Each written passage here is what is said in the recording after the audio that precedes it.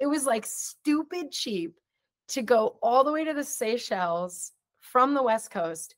And I was like, man, I would buy the points for this in a heartbeat because this has got to be like a $10,000 flight. I purchase points all the time from Hyatt. And maybe a more surprising one that I don't think gets talked about around the internet is Choice Hotels. They have a pretty interesting program where if you use points with them, you can get any level of room. Like you could get a suite for the same price as a regular room. Hey there, points people! You just heard a clip from Stephanie Darmafalski from Be Free to Wander. Stephanie is a member of the Geobreezetravel award search team, and she loves exploring point search tools and running different searches. In this episode, expect to hear about how Stephanie has turned her hobby of traveling on points into a pretty lucrative side gig, times when Stephanie says it makes sense to buy points instead of redeem points you've earned through credit cards, her top tips for finding the best points deals, and so much more. And in this episode, Stephanie shares some tips on using Air France FlyingBlue points. One way to earn FlyingBlue points is with the Capital One Venture Rewards credit card. This card earns at least 2 points per dollar on all purchases. And remember, if you decide to apply for the Capital One Venture Rewards credit card or any other credit card, please never, ever, ever apply directly through Google.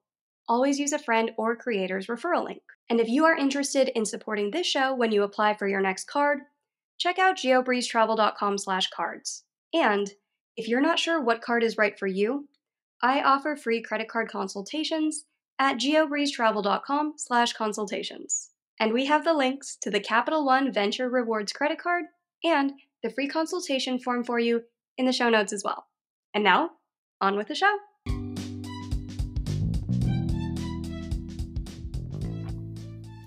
Welcome to the Geobreezetravel podcast, a show for anyone wanting to level up their travel hacking lifestyle. I'm your host, Julia Menez. I'm a travel hacker, coach, speaker, Filipina-American ENTJ who loves solid travel gear and using shortcuts on spreadsheets. On this show, I'm on a mission to bring you travel hackers from all walks of life to help you level up your travel hacking game. We dive into credit cards, miles, points, strategy, mindset, and the secrets behind how to travel the world for next to no cost. So, let's get hacking. Looking for ideas for where to travel this summer? From spontaneous weekend trips to planned vacations, Thrifty Traveler sends tons of flight deals every week. And recently, they have sent out deals like flights to Nice for $500 instead of the usual $1,000 per ticket, JetBlue Mint Suites to the Olympics for 78,000 points instead of the usual $2,000 sticker price, and even business class to Madrid for only 34,000 points instead of $2,000. If you like amazing flight deals like these, sign up today at thriftytraveler.com and use the code GEO10. That's GEO10 to save $10 off of the annual subscription. Thank you to Thrifty Traveler for partnering with this episode of the Geobreezetravel podcast. Hey, Stephanie, welcome to the Geobreezetravel podcast. Hey, Julia. Really happy to be here. I'm so excited to have you here and to talk about the topic of when should you buy points, because I know that a lot of people in this hobby are like, I don't want to pay for anything. I want it to all just be free. But that's realistically not how things actually work. So we're going to talk about that today. But before we jump into that, tell us about you and how did you get into the world of points? I am someone who kind of does a lot of work behind the scenes, doing a lot of award searches for people. I'm just a big kind of fanatic about the points and miles space. I got into it when I was in my early 20s. I had a friend of mine who moved to Hawaii, and she said, hey, if you can get to Hawaii, you have a free place to stay. And I was like, that's pretty darn compelling. I would like a free trip to Hawaii. So I tried to do what I could to get my flight there covered with points. And I knew nothing about this hobby at all. I got like a Bank of America travel cashback card, and it took several years to get like the cashback needed to cover the flights. But in that time, I searched like almost every single day on Google and Kayak just to find the cheapest flight I possibly could. And that kind of sparked this desire in me to learn more about this hobby, dive more into it. And I found that I actually like really love digging through the internet for deals. When you first started out, you mentioned you got a Bank of America card. Was that your first card? It was my second. I already had a credit card with Bank of America, so that's why I stuck with them, because I already had a relationship with them and my credit wasn't great. So I just applied for like their travel card, which is really just like a 1.5 cent on every purchase. And then it took me years to have like enough spend to earn enough points. I wasn't doing like shopping portals or point multipliers. I was just spending it on normal things you do as like a 22-year-old. And it took a while. But once I got a free trip to Hawaii, I was totally hooked. And then I got a Sapphire and started like really digging into this hobby and started like reading articles and things like that. Kind of once I saw that it works for real people. How did that eventually transition from a hobby to taking on some side gig projects? Because you do a lot of award searches for me, you do a lot of award searches for some other channels as well. How did you kind of make that transition from just doing this as a hobby to, oh, people will pay for this talent and I don't even have to be the one whose face is on the internet?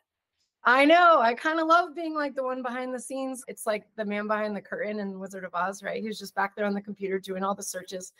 I got into this by being really, really active on Facebook in a couple different like Facebook forums. And one of them was for a group which is now called Just Get Out of Town. This was before they were really established. And I was just answering questions for people. I wasn't being paid to do it. I just was really interested in this topic. And when people would ask, like, hey, I want to get this Southwest Airline card, I'd be like, no, no, no, get a Chase card instead, transfer your points, and just built a name for myself as being someone who knows a thing or two. I didn't know a ton. Still don't know everything, but just getting my name out there as someone who is interested and willing to help people. And then Joel from Just Get Out of Town reached out to me, and I kind of started doing some work for him as a coach in his program, and then kind of expanded to seeing who else just needed help with the stuff behind the scenes that no one wants to do. Like a lot of people don't like doing that part, the award searches. And I realized they don't like doing it. I do. So might as well see who wants to pay me to do it. And now it's turned into a full-fledged, like pretty lucrative side gig for me. That's awesome. So, as you advise people on best ways to get different flights with points and everything, where does buying points come into play? Because I assume most people who are asking for these award search tutorials are already like, hey, I got the Chase Sapphire because everybody on the internet told me to, but I don't really know what to do with these points. What do I do? How does that kind of play into maybe you should just purchase some points? Yeah, it's really, really helpful for people who don't have a ton of points, or for people who have big families, or people who just have more luxurious goals than maybe what their point totals would allow for. People who have enough points for economy but want business. Or there's also a market for people maybe in other countries, Australia, Canada, who can't get US cards, who maybe are a little bit more conservative or tight with holding on to their points and want other options. And there's definitely a market in this hobby for people who aren't budget travelers, who don't need everything to be free. I mean, I was definitely started off as a budget traveler wanting everything to be free. As I'm getting older, like I have more opportunities now to spend money on travel. And I feel like there's a lot more of us than you think, like in this hobby, who are actually willing to throw down a few thousand to get the arrangements that we want, and then just use points when it is absolutely the most optimal. And then when it is not the most optimal, it's okay to spend some cash. Yeah, for sure. I know that the internet makes it seem like this hobby just caters to people who can't afford to travel in the first place. But where you can really get some leverage is if you have a budget of $2,000 or $3,000, you can much more easily turn that into the $20,000 or $30,000 trips that you see so many people on Instagram taking. Versus if you're like, my budget for this trip is $200, you can probably 10x that into a $2,000 or $3,000 trip. But it's very difficult to 100x your budget for travel using points. I would say 10 to 20x it's pretty respectable and pretty typical for how much the out-of-pocket cost will be versus how much sticker price value you would get out of it. And that's pretty typical for a lot of the video breakdowns that I do. Here, I just went to Japan. It was a $30,000 trip. It was $3,000 out of pocket. The rest was covered in points. Here's how I did it. I think 10x is pretty typical. What do you think of that ratio? Yeah, I don't always do a great job of, when I get back from my trips, calculating like the full magnitude of what I've saved. But I almost always like have a really good picture of what I saved on specifically the flights. If it's like a business class international flight, I'm aiming for 5 cents per point. So that's my goal, which is even lower than like what you're saying. So, and I usually can achieve that pretty easily. But if it's less than 5 cents to me for a flight, I'm probably paying cash. And that's a high threshold. I think a lot of people in this hobby put that threshold at like 2 cents, which is totally fine and very reasonable and normal. I think my concept of 5 cents is already not normal. But if it's under that, I am willing to pay cash. And that's kind of where it comes in. So that's my threshold. So if somebody's like, all right, I just want to use points when there's a really good deal and I'm pretty flexible, what are your top tips for somebody to find those good deals? If they're like, I only want to use up my points if I'm getting more than 5 cents per point. Otherwise, like I have money, I'll just buy the cash flight, save the points. Yeah, definitely booking in advance, especially if it's people with kids who want to travel when kids are out of school. You have to just be the first one to snag those flights that you want. And preparing and knowing in advance exactly what kind of award seat you want right before it comes out on sale is so, so valuable. A lot of people think I'm nuts. My friends and family think I'm absolutely nuts for the fact that I already have half my year of 2025 travel planned. And not most, I mean, I have up until about April of next year booked already. They think I'm crazy, but that is the way that you can secure 34,000 point business seats to Europe. Like I can get those whenever I want because I'm booking them in advance. I know when they're going to come available. I know where to look and I snag them. So that is not a stressor to me. I'm trying to go to Japan next June. So is apparently everyone else on the planet. I have a plan, I have a backup plan, and I have a third plan just in case.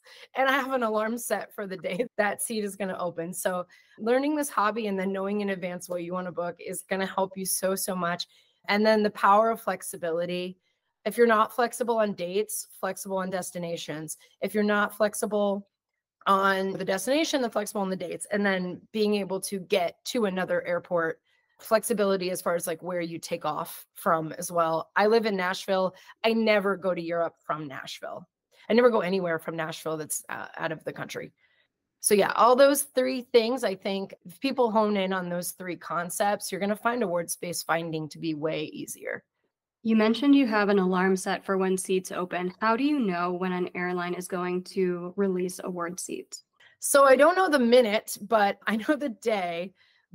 You can actually, there's lists. If you Google, there's a couple bloggers who have put together like a list of when every airline opens their award space, and you can look at that. And then some of it's also practice and trial and error, because if you're booking through a partner, you might be dependent on when the partner opens their calendar. Sometimes you are, sometimes you're not. So I take the information on when the flights open, and then I go to the site I know I'm going to actually book through if it's a partner booking. And I just practice. Like I see what is the date that the calendar is open to, count how many days that is until today, and then do that math. And that's how I figure out what day the schedule is going to open for the flight that I want. Yeah, that's a good way to go. What are some of the different airlines where you've purchased points or you tend to advise people, this one may be better to just buy the points and then redeem those points for the flight instead of A, just paying for the flight, or B, just using some other flexible points and transferring points in if it's possible. And sometimes it's not. So what are those airlines where you tend to purchase points?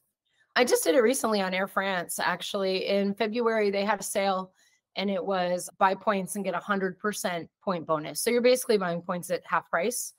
And I was looking to get to Switzerland next year to do the Glacier Express train, which I'm really excited about.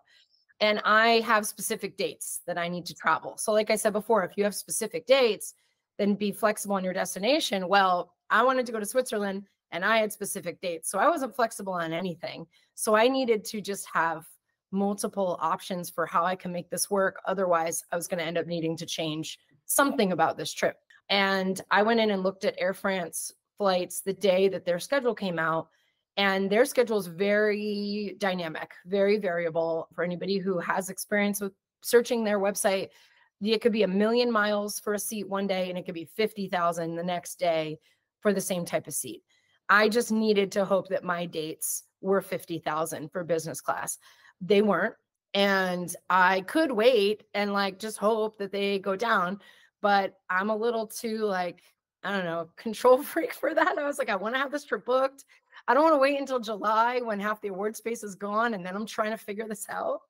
And I also am surprisingly, even though I do like coach people on this, I was getting low on points, which is crazy for me to say because I feel like I always have great points coming in. But I was looking at my goals for this year and wanting to do like Japan Airlines. And I think I want to go somewhere, either Maldives or back to Tahiti in the late summer. Like I kind of need a big bank of points if I want to do all this in a premium cabin.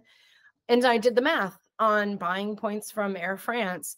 And it actually it only costed me $1,500 to buy 2 tickets one way out to Paris from Miami. So we're going to position down to Miami where there's no chance of snow canceling our flight and then going up to Paris. So that ended up being $750 per person, which at that rate, it doesn't even make sense to use points if that cash rate's that low. Yeah, a lot of people, I'm sure when you said Air France, they're like, why would you buy Air France points? Everybody transfers there. Chase, Amex, Citi, Capital One, Bilt. Yep. You could move any points over. But yeah, if you look at it as I could save all those points that I have with Chase or Amex for another partner where maybe it's not as easy to transfer points over or to book points over if you're like, I really need these for Hyatt or I really need these for ANA or something like that. If you're like, effectively, I can buy these business class tickets for $750 per ticket. That is a great deal where you can just buy the points for $750 per person, flip those points into, what is that sticker price? $4,000, $5,000 business class from Miami to Paris or Switzerland? Yeah, I think for one way, it's probably like 2,000 to 2,500 is about normal for that. So you're getting about 80% off if you're like, okay, I bought it for like 1,500 and then it'll be like, let's just say 5,000 total. So 75% off of flights. It's not a bad way to go. And a lot of people always ask, hey, how do I get credit cards and how do I get in on this points thing if my credit is bad? I'm not eligible for US credit cards. I'm still a student and I can't get these cards for whatever reason. If you just upset Amex or Chase or something and you're like kicked out, how can you still do the points game? The answer is to just buy points and then flip the points like this, where you buy points on sale, you see that there's a redemption you already want to take, and then it makes sense because it's like you're effectively flipping $500 worth of points into $2,000 worth of flights or something like that.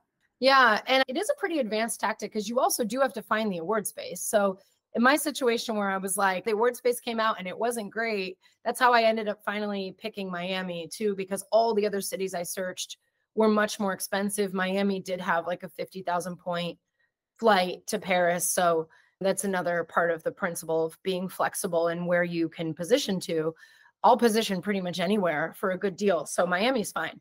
But I did have to find a 50,000 point redemption there in order to make the buying points make sense. Because if I'm buying enough points for a 200,000 point flight, now all of a sudden that cash cost is a lot higher than what I would just pay if I bought the ticket outright. So you do have to combine both techniques, like finding award space and having there be a good sale or a good deal on buying points, and then combine them together, which is much harder to do than just finding award space on the flights I want to take later this year.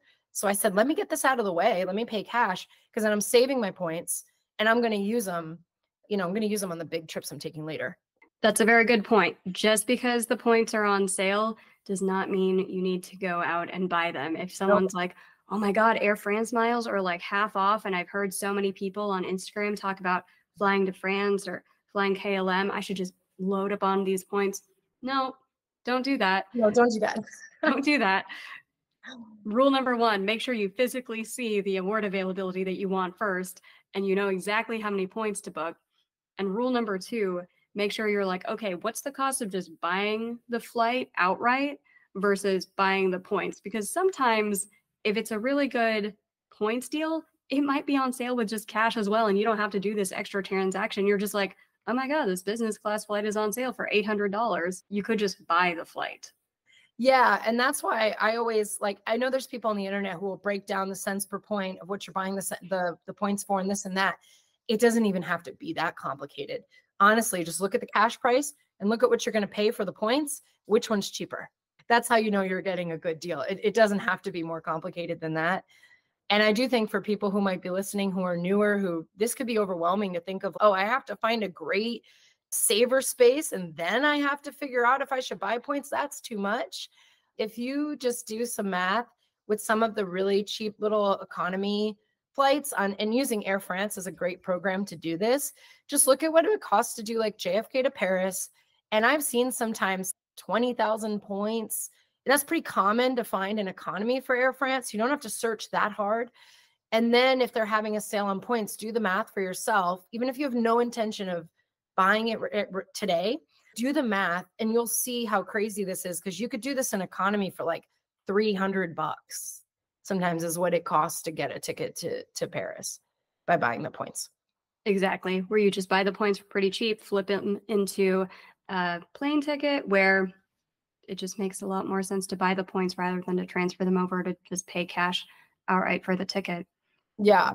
And Air France is pretty easy to use website too. Like of all the terrible word search engines, like I think that Air France is a pretty decent-ish system for someone who's new and starting out and wants to just experiment, like searching for a word space.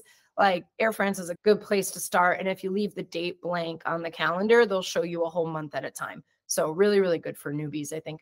What are some other programs where you've purchased points and why? I purchase points all the time from Hyatt. So if we want to jump into the world of hotels, when they put their points on sale, if I have a redemption that I've already seen is available, I definitely purchase points from them. And maybe a more surprising one that I don't think gets talked about around the internet is Choice Hotels. They have a pretty interesting program where if you use points with them, you can get any level of room. Like you could get a suite for the same price as a regular room. I think there's some restrictions. There's probably some hotels where that doesn't work, but it's kind of a general thing with Choice that you could do that. So you could buy, and they sell their points really cheap. So I think for like 30,000 points, I can buy that for somewhere between $150, $175 if they're having like a little 30% off sale or something.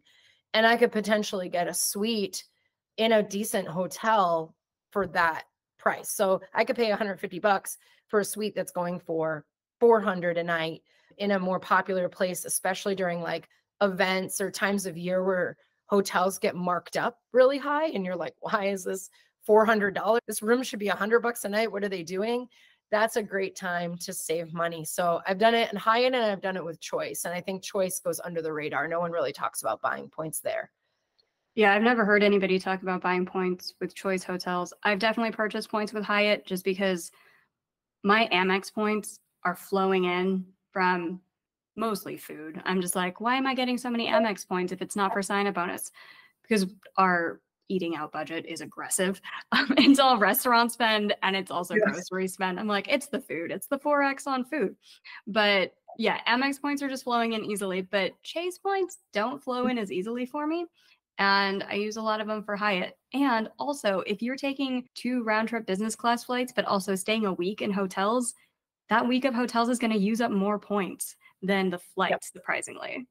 Yeah, that's part of why I said I was short on points this year. I didn't mention that I will not touch my Chase points for flights because those are used exclusively for Hyatt. And I'm not saying that is like good advice that everyone should take. That's just what I do. It works for me. I'm a big Hyatt girly. That's what I do. So if I don't want to use any Chase points on flights and I'm limited to Amex, I needed the year to rebuild my Amex reserves. I definitely second buying Hyatt points. I've done that a lot too. Any other programs where you've purchased points recently or in the past? Avianca Life Miles is a good one too. But it's a little bit harder to find like a really good sweet spot that makes sense. And like I said before, the only thing you need to do to find out if it makes sense is look at the cost of buying the miles, look at the cost of the cash price of the ticket. It's less often that will align or that the buying points price will be cheaper. But when it is, you could get business class flights for, like under $1,000 in cash if you find that really good saver space on Life Miles, which is a little harder to do than Air France. But if you find it, that's another program that I think sells their points pretty cheap. Yeah, Life Miles points sometimes go on sale for like 1.6 cents per point. It's crazy cheap. On the downside, their website is horrible. Trash. It is. I'm just like all of the Spanish words from middle school where I was like, their website is basura. It's trash. It's so bad. And the number of times that like it won't translate to English and I just get a pop-up that's like, Los sentimos, we're sorry, we feel it. And I'm just like, come on, Avianca, get it together. I want to book these things because one of the sweet spots with Avianca is you can book JFK over to Lisbon, Portugal for 35,000 points in business class, which is fantastic. If Mhm. the website does not eat your points alive and then just be like, Los sentimos. Right. So there's that. And because of how glitchy their website is, I'm so scared to move points to Avianca. So the only redemption I've done with them, there was a Swiss Airlines business class between Argentina and Brazil. And I'm like, I am going to fly this Swiss Airlines flight. And they only operated on Wednesdays and Saturdays. And I was waiting months for this to come up. And everything aligned where there was availability, the points were on sale. And I'm like, there's no way that I move points from the Capital One or something into Avianca and it magically gets there on time. There's no way.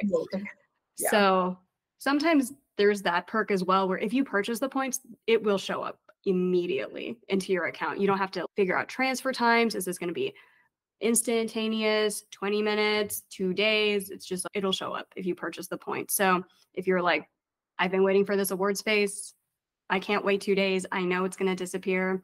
Another really good option to just purchase $500 worth of points, flip it into $2,000 worth of business class flights.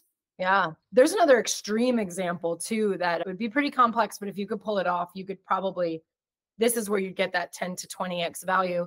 If you can find it last minute only, like 2 or 3 days before, Lufthansa first class from Frankfurt, where they have this amazing, like beautiful ground experience, you can get those on Life Miles for, I think it's 87,000 points is what they charge for that. So if that aligned, like the stars would really have to align for this to happen. But if you can find one of those and they're having the sale on points, you could potentially buy the points for that flight and get like a $12,000 flight for, I don't know, $1,200 or something. That number's not exact, but it's in that range. So that's kind of insane. If you can make that work, that would be amazing. Yeah. So there's a lot of different ways that you can do this with Life Miles. Before you play with Life Miles, take some deep breaths, do some yoga. It's going to be so infuriating because I've even just recorded videos with Avianca and the number of takes that we have where I'm just like, nope, gotta cut that. Nope, Los sentimos, here we go. And I don't usually recommend it to clients because the last thing I need is one of my clients being like, I'm so frustrated. I'm mad at Avianca. I hate them. I hate you. I hate points. I don't need that to happen. So we're usually going with Air France is super easy to use. They could get a higher cents per point, but usually since we're working with business owners and people who just don't have the time for these headaches, it's one of those advanced things where if you're like, I want to get a lot of cents per point and maybe lose some hair in the process, yeah, Bianca's great. Right. I mean, usually I just tell my people that go to Air Canada, honestly, if the difference is 3,000 points more to book on Air Canada, just do it. That 3,000 points is probably worth the headache that you're saving yourself. Absolutely.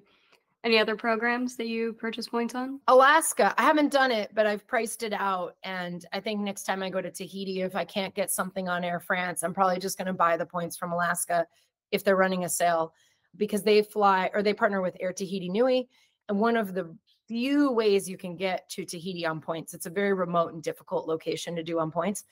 But Alaska partners with Air Tahiti Nui, and they sell them for like 60,000 points, I think, from the West Coast down to Tahiti. And you can buy those points for about $1,000-ish when they're having a sale. So that's another good way to do it too.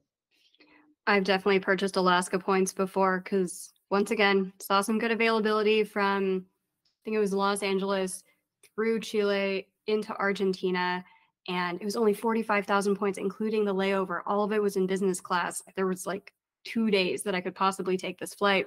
There wasn't a lot of availability. And I'm like, okay, I'm out of Alaska miles because I had a Bank of America card, but my points were depleted. I'm like, what am I going to do at that point? Bilt wasn't a transfer partner yet. Mm-hmm. Am I going to apply for a new Alaska card and then meet the sign-up bonus and then in 2 months hope that I find more availability? That's just not going to happen.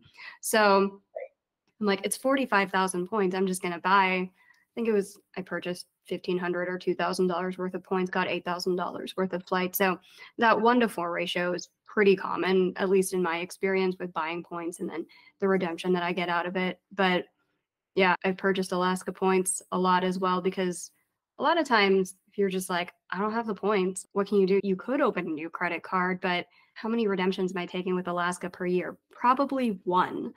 Yes. And I don't want to use up like a 5/24 spot for that card if there's something that would get me a lot better redemptions across most of my other travels, instead of just like, oh, this is one really good Alaska redemption. I would just buy the points. Yeah. And I mean, there's so many cool things you could do with Alaska too. And I know this might be a hot take, but I have built points.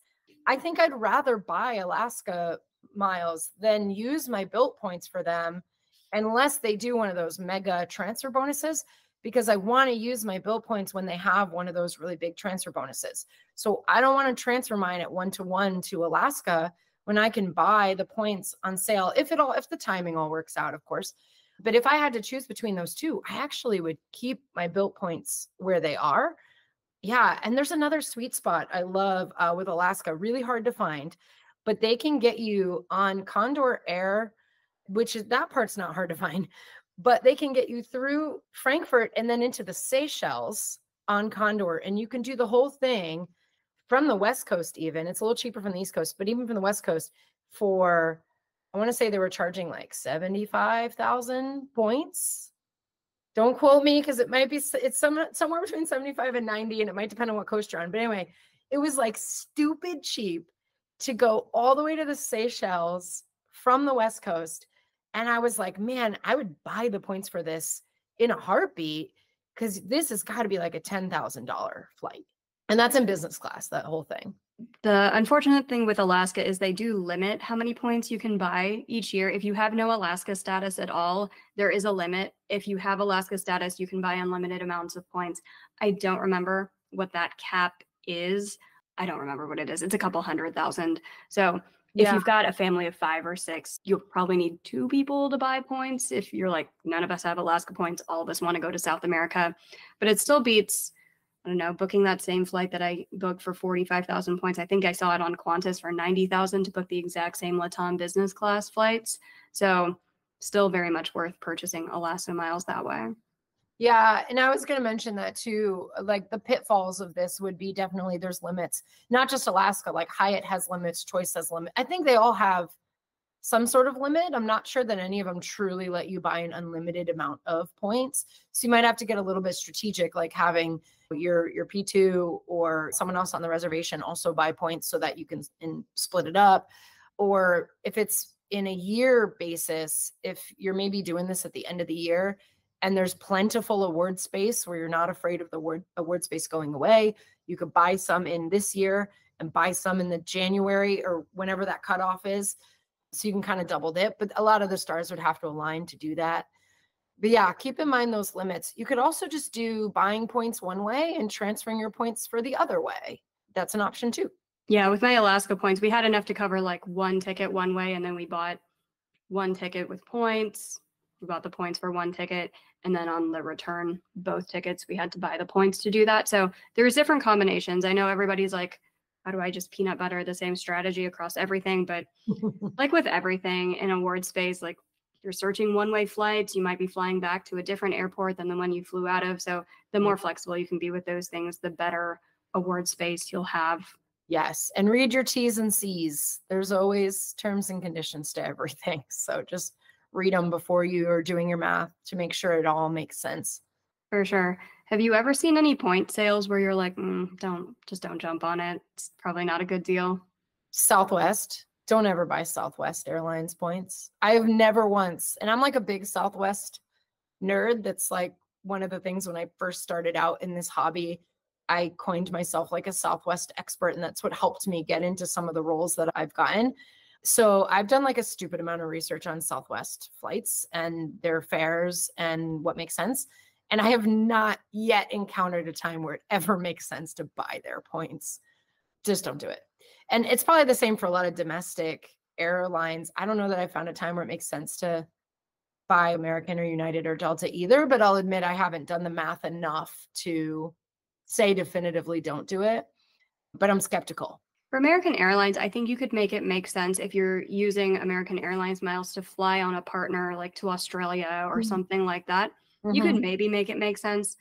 I have not seen it with United or Delta, but I haven't looked into those as much. And then, yeah, with Southwest, your redemption rate's going to be what, 1.3, 1.4 cents across the board.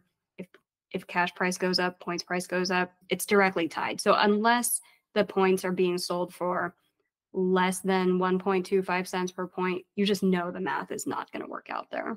Yeah, and I don't think I've ever seen them sell their points less than 1.5. So that's why it's just like a hard and fast never do it. With other airlines, I haven't exactly done the math enough to say for sure don't. There are times where Air Canada has sales, could make sense for them. Not as dramatic as Air France with the savings, but I've seen it make sense sometimes for Air Canada. So yeah, I think a lot of the international airlines, you're going to have a little bit more luck. And I think it does have a lot to do with how they price their partner space. So the way that certain airlines will price their partner awards is at a fixed value. And a lot of times it's a really good value compared to their own flights. And that's where you're combining the beauty of the great award chart for partners with a sale on points. And when you put those two things together, that's when you get that magic. For sure. And I know a lot of people are like, this sounds complicated. Like, not only do you need to find the award space, but you also have to line it up with the sale. Should we all just like open 20 cards? Don't open 20 cards. Maybe get 2 or 3, but this is just one more technique that you can use to supplement how you can find a lot of cheaper fares for business class flights, how you can experience some of these aspirational $10,000 flights without paying nearly as much. This is just one more technique to add into your arsenal. Yeah, there might be some people who really want to fly like something crazy like Emirates first class and just say, and like the only thing holding them back isn't necessarily finding the award space, but just the sheer amount of points it costs. And maybe they didn't think about doing the math for buying points. I don't know what the math looks like on Emirates. I haven't checked lately, but now that's kind of in your arsenal of saying it's another thing I can check for to do, especially if you're trying to check off these really like big aspirational things off your list. Great advice. And speaking of great advice, can you give a shout out to somebody else on the internet who you would recommend listeners follow for even more great points and miles tips? Yes, I have 2. Hopefully it's okay that I have 2. One is a girl named Kendall. I think she goes by Kendall Travels on Instagram. I've been following her stuff. She actually is more on the budget travel side. She gives a lot of really good tips on saving money on things like food and activities and getting a lot of travel for free. And she does these retreats. She does like women's retreats that look really cool. I'll make it to one day, I'm sure, when it works with my crazy schedule. And I just like the concept of how she kind of gets points and miles people together. Not even necessarily points and miles, just people who really want to travel and see a new culture. And then they kind of experience it together. And she builds those itineraries. So it's cool getting a different take on the points and miles world and not just seeing the same content in my feed all the time. Really great what she's doing in the hobby.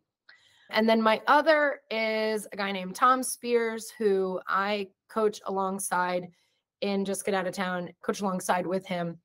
And he has taught me a lot of stuff that I know. He is one of the most knowledgeable people in this hobby, but he doesn't have a huge like social media presence. So maybe people don't know who he is, but he is so awesome, super friendly, huge av geek, really loves aviation and planes, posts really helpful, really good reviews of business class products on his socials. And he's just an all around good guy. So I would check out Tom Spears as well. Perfect. And where can people find you on the internet if they have any other questions for you? Yes, I am on Instagram under Be Free to Wander. The 2 is the number 2. I'm really mad at the person who has the word 2. I feel like we've all been there in this space. A lot of us have a similar story. So it's Be Free number 2, Wander. And then I'm on TikTok and Threads as well under the same name. But TikTok, I actually got the word 2. Very excited. You can find me there. And I do have a website with a blog. I don't write very often. I just write for fun. It's not for money. So that means I do it very infrequently. But I have some cool nuggets, including an article called like Downright Weird and Funky Ways to Save Money on Flights, which is what these concepts are all kind of discussed in there too. And that's just befreetowander.com. Not the number 2, the word 2. And we'll link to all of those in the show notes so that people can find which ones have numbers versus words. But thank you again so much, Stephanie, for coming onto the show today. This was a great discussion, and I think a strategy that a lot more people should look into, because I know people always want to just be like, I opened a new credit card, got the sign-up bonus, blah, blah, blah. But as you hopefully increase income and expenses and all of that, at some point you're like, I don't want to open 20 cards this year. Like, what other options are there? This could be a better one for like more intermediate to advanced people who, or just people who have met their threshold for how many cards they want to open. You can purchase points as well and flip it into great business class deals and get about 75 to 80% off that way. Yep. And you don't have to be rich or have a ton of money to do this. Even if you're looking at economy fares, you could get to Europe for like $200-300 this way. So I don't want people to rule that out based on their budget either. There's a lot of good kind of nuggets in there for even the more budget travelers. Perfect. Yeah, fantastic. Thank you so much for joining us. Thanks, Julia.